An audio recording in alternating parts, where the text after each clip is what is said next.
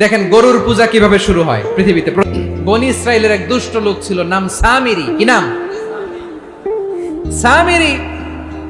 সে সবাইরে বললো তোমাদের স্বর্ণগুলো ফালাও। স্বর্ণগুলো ফেললো, বনি ইসরায়েলের স্বর্ণগুলোকে গলিয়ে সে একটা গরুর বাচ্চা বানালো। গোবৎস। কিসের বাচ্চা? দেখেন গরুর পূজা কিভাবে শুরু হয় পৃথিবীতে প্রথম। গোবৎস পূজা, গরুর বাচ্চার পূজা কিভাবে। সে স্বর্ণ গলি গরুর বাচ্চা করে জিবরাইল আলাইহিস সালাম যে জমিনে এসেছিলেন, ওই ফেরেশতার পায়ের নিচের একটু মাটি সে বুদ্ধি করে প্যাকেটে রেখে দিয়েছিল। সে গরুর বাচ্চা বানায় স্বর্ণ দিয়ে গলিয়ে ওই মাটি এটার মধ্যে ঢুকাই দিছে ভেলকি দেওয়ার জন্য।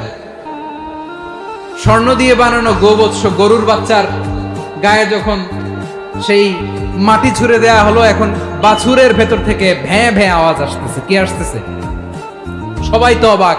সামিরি বলে, আরে তোমরা যে 70 জন দিয়ে মুসা আলাইহিস সালাম রে পাঠাইছো, ওইদিকে এত ঘুরতেছে, আল্লাহরে খুঁজে পায় না, আল্লাহ তো এটার ভিতরে ঢুকছে, সেজদা দাও। এই সেজদা দিয়ে গেল।